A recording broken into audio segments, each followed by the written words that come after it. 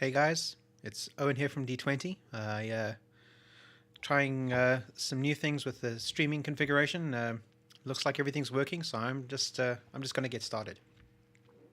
So today I wanted to talk about Big Bang Theory. Before we go through an article, you probably heard in the last few days that the Big Bang Theory is going to be ending the season that starts next month. I think it is. It's going to be its final season, which is what, its 11th, 12th season, something like that. I've lost count. 12th. It's the 12th season. Um, and there's an interesting reaction online where, even though The Big Bang Theory has been a very popular show, they're getting somewhere in the realm of sort of millions of viewers per episode. That's live, and then obviously it gets streamed and bought on Blu-ray box sets and Netflix and all that kind of stuff. It's an enormously popular show with the mainstream audience. There's been a reaction from a community online. I'm not gonna ascribe a label to who these people are, but there's been a community online who've been very vocal about the fact that they're very pleased that the Big Bang Theory is finally ending. It's sort of been it's been interesting to watch. And I thought this was an interesting topic to bring up because I mentioned a few weeks ago that I was working on a video about hate culture online, and this is about people who go out of their way to to to pile crap on stuff that other people love and enjoy. And no, that video is not ready yet. It's frankly, it's emotionally taxing to even think about it. It's a really important project, and I want to make sure that I get it right. So it's not going to be out for a while still, but I wanted to start sort of chipping away at this topic and cover a couple of sort of ancillary ideas relating to this notion of hate culture online. And this seemed like a good topical sort of ankle deep wading into the topic. That's dealing with the Big Bang Theory. Now, I want to talk about the Big Bang Theory in particular because I don't like the Big Bang Theory. I enjoyed it at first. The first few seasons, I thought it showed promise. It was something not entirely fresh, but it had some interesting new things that we hadn't really seen before, and I wanted to see where it was going. I thought that it had potential, and it could turn into something worthwhile and interesting. And then as the series sort of progressed, in my subjective opinion, I felt like it wasn't becoming the thing that I thought it might become. It sort of left behind some of the things that I really liked about the show. Those were sort of absent in the later seasons. I sort of, from about season 6, I didn't really want to watch it anymore. At the time, I was still running D20 Geeking Venue, and a lot of our customers were still fans. So I kept up with the show for a couple more seasons after that, just so that I could have an intelligent conversation with my customers about what had happened in this week's episode. But once we got up to about season 9, I just couldn't bear it anymore, and I stopped even trying to keep up with the show. So it's interesting to me that first of all, the show is ending, and secondly, that there's this outpouring of hate about the show. Now, I want to be clear that when I say I don't really enjoy it, that's what that is. It doesn't go any further than that. I wouldn't say that I hate the show. It's just that I don't like watching it. I have my reasons, and I'll probably go through a couple of them as we're going through an article. So this is an article from ScreenRant.com. Let's throw it up there. There it is. So Screen Rant, why so many people hate the Big Bang Theory. Now, I think that hate is a strong word, at least for the way I feel. But this article, I felt, encapsulated a lot of the ideas around what it is that I feel about the Big Bang Theory. So I want to go through this article, and I'll pick it up as we go along. Right. So, according to the article, the recent announcement that the Big Bang Theory would be coming to an end after its upcoming 12th season was met with a joy not seen since Sir Patrick Stewart announced he would be returning to the role of Captain Jean-Luc Picard in a new Star Trek television series. Despite being one of America's most highly rated sitcoms and one of the most heavily syndicated sitcoms in the world, the number of people who actively despise the show, the anti-fandom, if you will, seem to be far more vocal than the 15 to 20 million viewers that the latest episodes of the show reportedly attract each week. So 15 to 20 million viewers, that sounds like a lot. I don't actually know what the viewership numbers mean in context. For all I know, that's a tiny number, but it sounds like a lot. I mean, if we're talking about the population of the United States, it's what? 350 million people. So we're talking just shy of, sort of between 5 and 10% of the entire national population. That sounds like a lot. For a sitcom, that seems like a big deal. I like this term anti-fandom. I think that's a term I might steal for my hate culture video.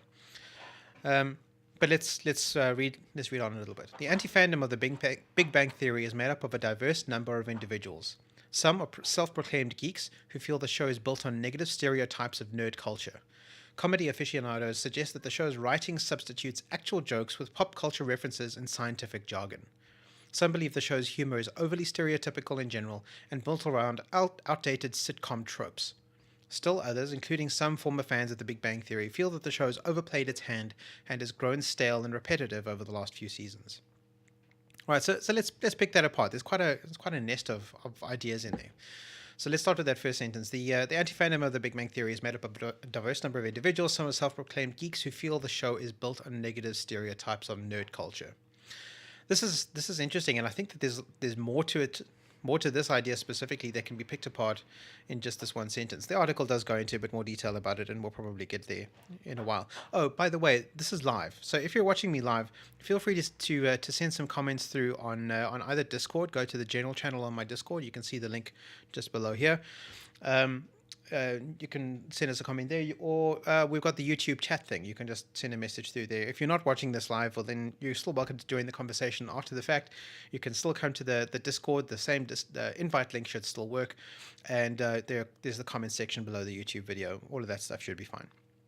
All right, so back to this. So, self-proclaimed geeks who feel the show is built on negative stereotypes of nerd culture. Now, it struck me when the show first came out that the characters, the four main characters, the four nerds, and then Penny, the blonde normie, who's their neighbor. That they were the only real five characters in the first season of the show. That they were obviously cartoon caricatures of different kinds of geeks. And in fact, at the time, I didn't recognize those people. I thought that they were ridiculously overplayed and ridiculously overdone. But I thought that was the purpose. They were supposed to be these cartoon stereotypes. But then something happened when I opened D20 Geeking Venue, and I got to meet a wider cross section of the geek community one-on-one than I had done in my years previously. And I learned that those stereotypes are not crazy. Those people really were my customers, at least how they were depicted in those first few seasons. These were sure, they're extreme examples of geekdom, but they're real examples. I could name, but I won't, people who fit into just about every single one of those molds. And these are not bad people; these are good people. And yes, they're socially awkward, and yes, they have quirks about them and about their behavior that make them entertaining and amusing. That's fine. And that's what I liked about the show in the first couple seasons, is that it felt like a loving ribbing of nerd culture. So nerd/geek culture. So up until The Big Bang Theory came out, geek culture had typically been presented in media as a bad thing. So think Revenge of the Nerds, those movies back in the 80s. So the nerds were silly. They had the elastoplast bridge glasses and pocket protectors and all that kind of stuff. And although they were the protagonists in that film, the whole premise of the movie was laughing at the nerds because haha, nerds are dumb. And that's kind of been the zeitgeist around nerd culture and geek culture and our place in society. Since I was a child, as long as I can remember. It's only really in the last 15, 20 years or so, since the rise of communication technology, information technology, and the internet, that nerds have become a lot more important, let's put it that way, in the culture at large. And that's necessitated a reevaluation of the geek's place in society. Society can't afford to treat nerds and geeks as being complete outcasts anymore, as cringe-worthy nerds worthy of mocking. They kind of have to treat nerds and geeks with a little bit of respect, because nerds and geeks built the internet that everybody else relies on every day. And also that means that nerd culture and geek culture has become a little bit more mainstream. And Big Bang Theory, I felt, at least at the beginning, was the first show that shifted that presentation of nerd and geek culture somewhat, where it wasn't so much a thing of, haha, look at us cool jocks, we're laughing at the nerds. It was more kind of a, hey, we're nerds. There's stuff about being nerds that's amusing and funny, and it helps for us to laugh at ourselves a little bit, us as nerds, and everybody else might gain a little bit of insight into who we are as people and our subculture and our place in the world if they can laugh along with us. That's what it felt like. Those first few seasons of The Big Bang Theory felt like a show by geeks, mentioned something like that. It felt like it was in an affectionate, loving kind of way. Um, but that changed. I feel it changed around season 3. And I don't know why it changed. Maybe there was a change in the writing staff or the direction or something. But I felt like from about the beginning of season 3, there was a directional change where it wasn't so much a thing of, ha ha, we're geeks, aren't we silly? It was more a case of, ha ha, look at the nerds, they're dumb. Back to that old Revenge of the Nerds attitude back in the 1980s. And it's been more or less consistently that since around then, since season 3. Now, a lot of people who I know who are geeks don't find it upsetting or unfunny or offensive in any way, and that's fine. Um, but there are a lot of other geeks who are like me who don't like that because it feels like we're being picked on. Um, I've heard people describe the impact that Big Bang Theory had on popular culture as being something like Will and Grace. Will and Grace was a sitcom back in the late 90s, I think it was, early 2000s, in which it was the first real popular TV series to introduce gay culture to the world. And it did that through comedy, and it was a lot of fun, and it was interesting. And I think as a result, it made um, some headway, some progress in terms of making gay culture acceptable to everybody else. Um, Maybe I'm wrong about that. I mean, I'm not a member of gay culture myself, so I can't be 100% certain about that. But that's how it feels to me. It was certainly my first real exposure to gay culture and what it means to be a gay person in the world. And it's although it didn't tell me everything I needed to know about interacting with gay people, it at least sent me down the right path. And I feel like Big Bang Theory was that at first. It was an introduction to geek theory. I said to geek culture for the rest of the world. So here's a primer of what geeks are like when you're not watching them, when they're at home in their little geeky lairs. Um, but yeah, okay, all right. I'm getting off into the weeds here. Let me get back to the article. Um, the article goes on to say comedy aficionados suggest that the show's writing substitutes actual jokes with pop culture references and scientific jargon. I don't think that that's unjustified. I think that there's something to be said about that. I think reference humor is a genre of humor in and of itself. I think there are, like with any kind of humor, there are good and bad ways of doing it. Um, just making a popular culture reference, it can be funny. Look, I'm not an expert on comedy. Maybe it's best if I don't get into too much detail about the specific point because, frankly, as far as I'm concerned, it's fairly subjective. Some believe the show's humor is overly stereotypical and in general and built around outdated sitcom tropes. This is sort of what I was referring to about these people being cartoons, and I think there's something to that, but I don't think that they're as stereotypical. Well, no, perhaps they are stereotypical, but that doesn't mean that those stereotypes aren't true. I certainly know somebody who's a lot like Sheldon. I know somebody who's a lot like Raj. I know somebody who's a lot like all of them, really. So, although it may be stereotypical, I don't think that in itself is necessarily a problem. Does it represent the wider geek community? Are all geeks and nerds like that? Absolutely not. We're talking about the fringe extreme of our subculture that are people like that, and perhaps it's fairer to say that the show doesn't represent a fair cross section of who geeks are. Um, I'm not sure that it's supposed to. I'm not sure it's the job of the show to do that. So I'm not sure if that's necessarily a criticism, but it's worth exploring the idea. Still others, including some former fans of The Big Bang Theory, that's probably me, feel the show has overplayed its hand and has grown stale and repetitive over the last few seasons. Um, yeah, okay, I can see why people would say that. That's not really my position. That's not my complaint about it. It's more that I felt that the show was going to develop into something that it didn't develop in that direction. I feel like frankly it hasn't developed at all. We're sort of 11, 12 seasons in, and the characters that we see are no different than they were in the first season. That although things have happened to them in their lives, none of them have demonstrated any significant personal growth or changed as people at all. I mean, we can contrast that with another show that had a similarly long run, Friends, which was sort of ran from the 90s to the early 2000s. Which also ran for, was it 10? 11 years, something like that. And the characters really grew and changed during the course of that series. And we got to know the characters at a much deeper level, to the point where by sort of season 9, season 10, it almost kind of got a little bit boring in and of itself, because 5 minutes into the episode, now we've been introduced to what the scenario is for that episode. We already know how everybody's going to react. We know what Monica's going to say. We know what Chandler's going to say. We know what Joey's going to say. And we know how it's all going to be resolved at the end. Although it's still satisfying to watch. I still enjoy rewatching Friends to this day.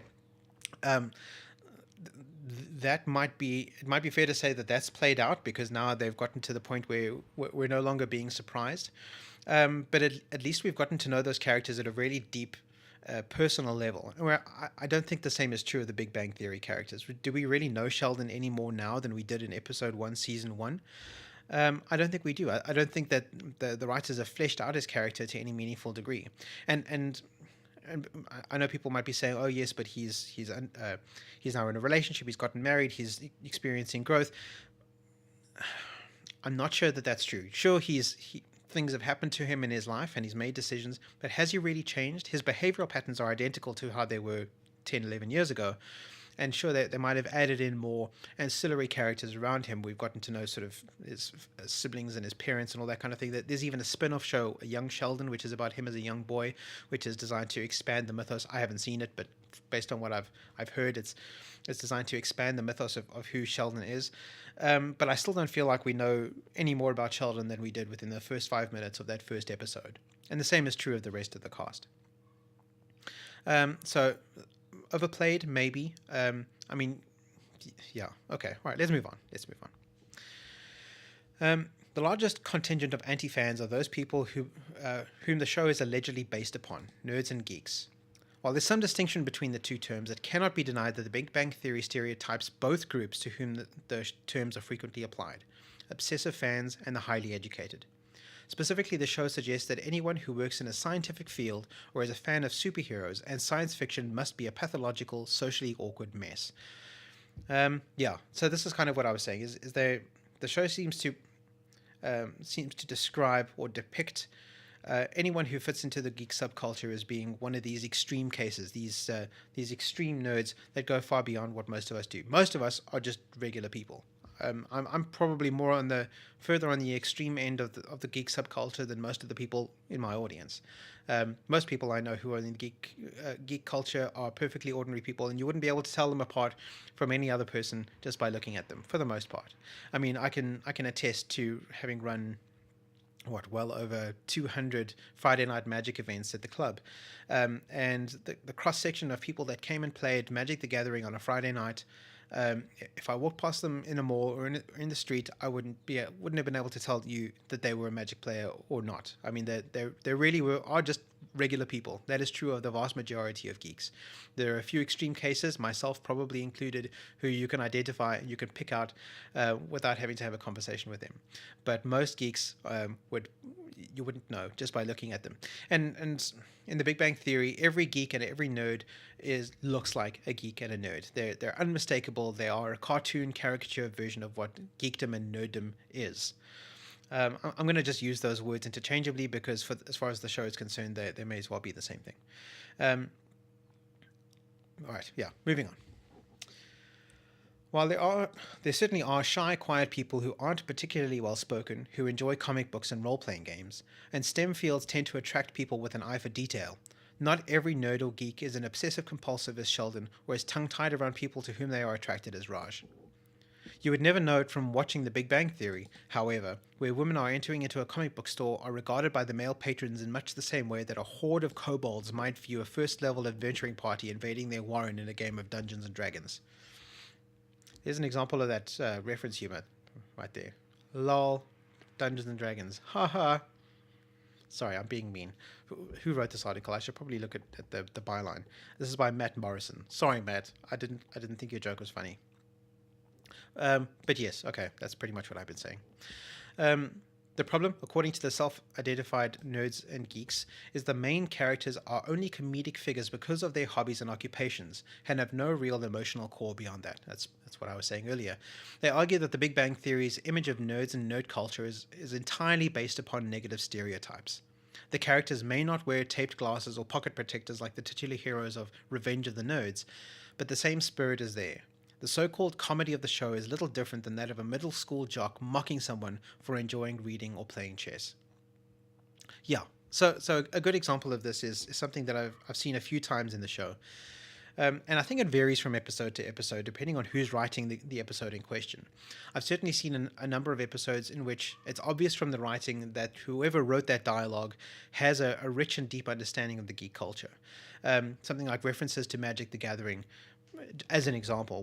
One of the franchises that geeks know about, sort of everyone in geekdom knows about Magic the Gathering. If they don't already own or frequently play the cards, they know about it. But it's something that people outside of the geek subculture have virtually no knowledge of. Superheroes are not a good example of this. Dungeons and Dragons is also not really a good example, but Magic the Gathering is a good example because it's really well known within geek culture, hardly known at all outside of geek culture. So there have been a few episodes, I'm not going to quote them on, I don't remember which episodes, but I remember that there have been a few episodes that have made specific references to Magic the Gathering. And whenever there are those specific references, the references are accurate. It's obvious that whoever wrote that line of dialogue knows what they're talking about, or at least took the time to look it up. But then there are other episodes where clearly that's not the case.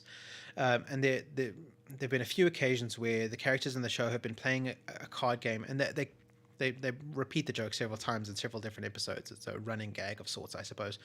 I've forgotten what they call the game. It has a name, and they play it over and over again. But it's clear that whoever wrote this game into their script has no idea what a collectible card game looks like, or even what a board game looks like. They've never seen it. They've never seen it played. They don't know how it works. And you can tell based on the mechanics that we can observe of how the game works. And how it works is you've got the four guys sitting around the table. They've each got a handful of cards, and one by one they take a card out of their hand, read out the name, and put the card on the table. Next one takes out, puts the card down. That's it. That's the entire mechanic of the game. So they'll read out the name, which is some silly thing like Wizard Attacks, down. Next one, Fluffy Bunny with giant pointy teeth, puts the card down. And this is the joke, is that this is supposed to be a representation of nerdy games, haha, lol. But it's clear based on that writing that person has no idea, no conception of what geek culture is or how any kind of fantasy tabletop game works. I mean, even something as silly as Munchkin has more complexity and game mechanic than that. Even Snap has more mechanics than just read out the name and put the card down. Perhaps I have feelings that are a bit too strong about that one specific element. But I felt personally mocked as somebody who loves Magic the Gathering and used to be involved in selling Magic the Gathering and hosting events. I felt personally mocked by that plot device. I didn't like that. All right, moving on. The is particularly egregious. I think it's supposed to say this is particularly egregious given that the other popular sitcoms have featured more nuanced, nerdy characters. Terry Jeffords from Brooklyn Nine-Nine is both a tough-as-nails cop and a lover of cosplay and fantasy literature. Troy and Arbit from Community broke numerous geek stereotypes, and virtually every character in Parks and Recreation was a geek in some form or fashion. That's true. Those are all really great shows, and I recommend them if you haven't seen them. And I completely agree with that assessment. In fact, I'd go on to say that there are other shows that have done a better job of depicting geek culture in a way that doesn't have to resort to mocking. HBO's Silicon Valley is great. I mean, granted, that's not geek leisure culture, that's sort of technology work culture, but there's obviously a strong overlap between those two subcultures, and I think the way that Silicon Valley handles it is vastly superior to the way that it's dealt with in The Big Bang Theory. Yes, there are silly people involved in this subculture, and they do interesting and amusing things, and it's worth having a laugh at that. But that doesn't mean we have to mock the entire group of people. I don't feel like Richard Hendricks in Silicon Valley is being mocked.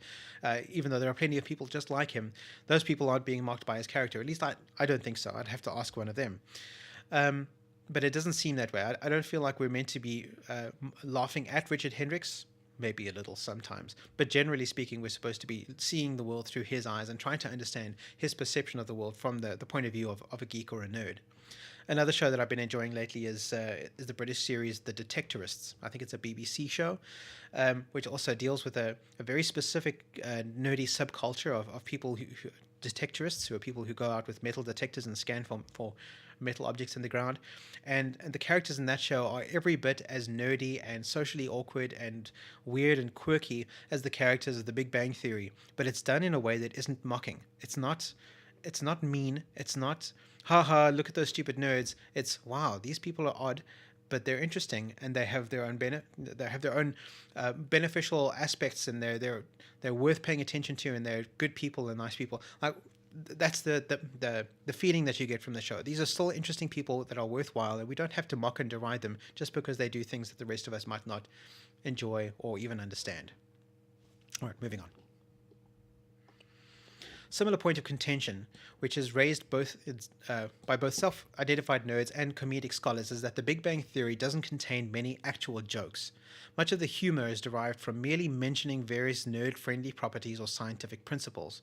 It's entirely different than Mystery Science Theater 3000, which is also built off of reference-based humor, but within the context of whatever film it's mocking. Yeah, okay. I'm not a humor expert. I've certainly seen reference humor work in the past. I don't think it's all that funny in Big Bang Theory, but maybe that's just a matter of execution. But I think that's largely subjective. I don't think it's fair to, or for me anyway, to go into an analysis of the actual humor. So I'm going to just skip off well, I tell you what, let's read the paragraph, but I'm not going to do any further analysis.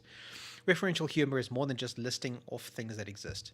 There has to be a greater context to the reference and a meaning behind why the reference was made in the first place. This point was perhaps best illustrated by comedian Lyle Rath in a 2016 video where he dissected one particular punchline from the Big Bang Theory episode, The Skywalker Incursion. This episode set up a chain of events leading up to Howard speaking the line, "So it's settled. The fate of Doctor Who's TARDIS will be decided by a Game of Thrones-inspired deathmatch on the battlefield of Thundercats versus Transformers." The video, which viewers should be warned contains strong language, leaves Lyle Rath screaming as he wonders why the mere mention of things like Game of Thrones and Doctor Who should elicit laughter. I'm not going to watch that video now. I can imagine what it says. In the minds of the writers of The Big Bang Theory, pointing out the fact that people like things like cosplay and dress up for special events is a joke unto itself. It is enough to just show a group of non-athletic nerds dressed as the Justice League. Again, we find ourselves faced with a middle school bully whose idea of comedy comes from merely stating the obvious and laughing like Nelson Muntz. Ha ha, you're old. Yeah, okay.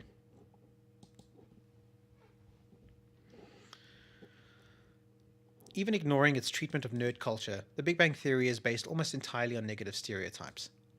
Most of the jokes about Raj are based around his Indian heritage and have drawn criticism from the same anti-defamation voices that took The Simpsons to task over the character of Apu. Yeah, that's a complicated issue. I'm not going to comment on that too much because that in itself is really complex. I kind of hinted before that I don't really mind stereotypes in general, because stereotypes typically come from somewhere. They're not crazy. They're not just invented out of whole cloth. If you've ever seen the Onion movie, you can see some examples of stereotypes. The types that arise in popular culture exist for a reason. They might not be kind. They might not be, what's the word? Let's just stick with kind. They might not be kind, but that doesn't mean that they're completely baseless. So using geek stereotypes, although it might be lazy, it's not really wrong. I don't mind the idea in and of itself of using a stereotypical character to represent a larger group. The potential is that it could be problematic when the show doesn't acknowledge that it is a caricature, that it is a cartoon, and it's not necessarily representative of the entire group. Especially a franchise as large as The Big Bang Theory doesn't ever seem to have made that concession. So I'm not going to go into more about that. While it can be argued that most comedy is based upon presumptions and stock characters, yeah, that's what I said, that does not excuse the need for characters to be developed beyond the status of a cardboard cutout. Consider the classic sitcom Cheers, which centered around the romantic tension between a promiscuous jock and the would-be intellectual he hired as a barmaid. The show developed Sam Malone and Diane Chambers into strong characters with hidden depths as time went on, and did the same for the rest of its supporting cast of bar workers and barflies. The same cannot be said of The Big Bang Theory, whose cast remains largely unchanged after 11 years, despite finding love and getting married. Yeah, that's pretty much what I said. There's no real depth to these characters, even after all this time. We don't really know them any better than we did to begin with. Apart from being lazy and potentially offensive, the show's reliance on stereotypes seems particularly old-fashioned in these days when geek chic has come to dominate modern popular culture. Sure, that's fair. It's hard to suggest that there's an inherent stigma in liking superheroes when the movies based on Marvel Comics have earned $3 billion in 2018 alone. Yeah, for real.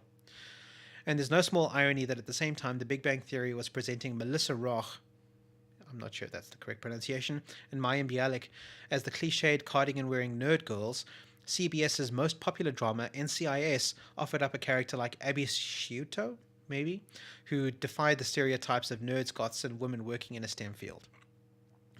Yeah, okay. So I saw NCIS, and I think I know which character that's talking about. I'm not terribly familiar with the NCIS. I've only seen a few episodes, and I think I know which character they're referring to. And frankly, I think she's as much a cartoon as the female characters are from The Big Bang Theory. But I'm not going to get into too much there.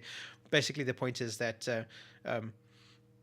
that there are ways to break stereotypes in interesting ways, and although it might be fine to start off with a stereotype just to sort of get your audience caught up on what's happening with the narrative right at the beginning of the show, at some point it's kind of necessary to break the stereotype a little bit so that we can get a better sense of who these people really are beneath the stereotype, but behind that outer shell. And then there's the laugh track, a relic of old school sitcoms almost as dated as Jewish mother humor and funny accent comedy. Many have taken The Big Bang Theory to task for its reliance on canned laughter. Indeed, many have noted that the laugh track frequently seems to be louder than the dialogue of the actors, so you can be sure of knowing when the show is funny. I'm not going to play them, but since you're here on YouTube, I'd suggest doing a search on Big Bang Theory no laugh track or Big Bang Theory without the laugh track. There are a number of uploads where people have digitally edited out the laughing from scenes of The Big Bang Theory, just so you can get a sense of how appalling it is.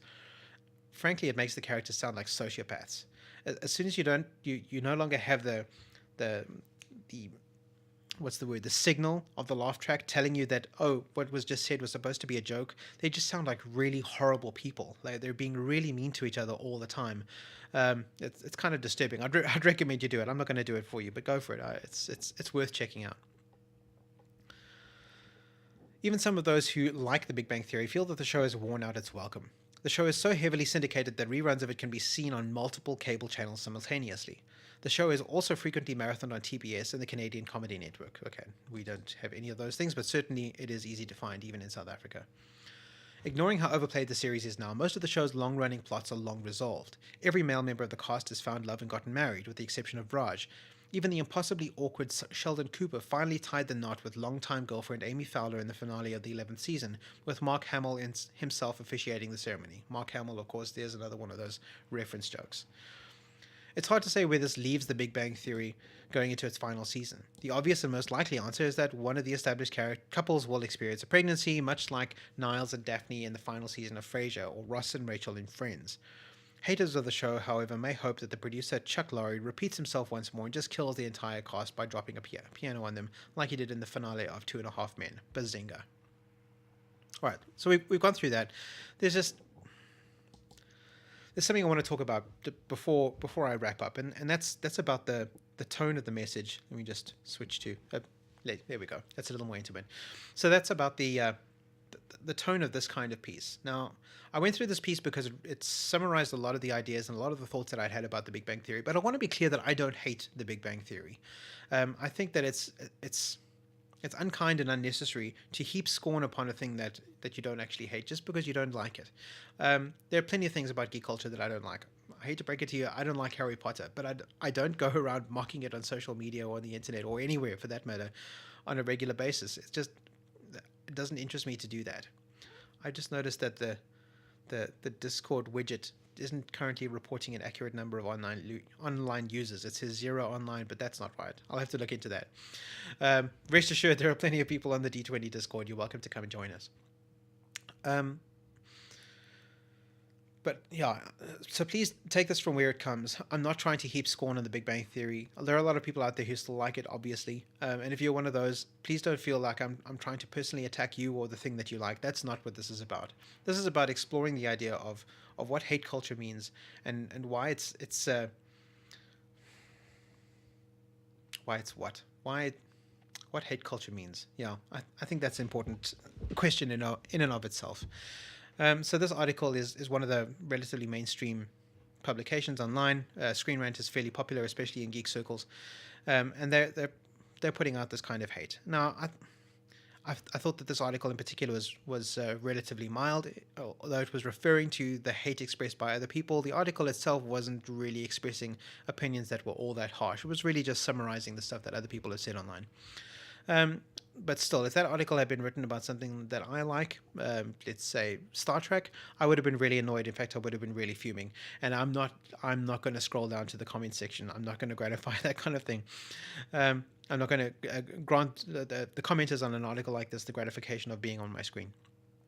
Um, but I think it's important that we tread the fine line between being able to honestly express our feelings and our opinions about things without being mean about it, without casting scorn about it.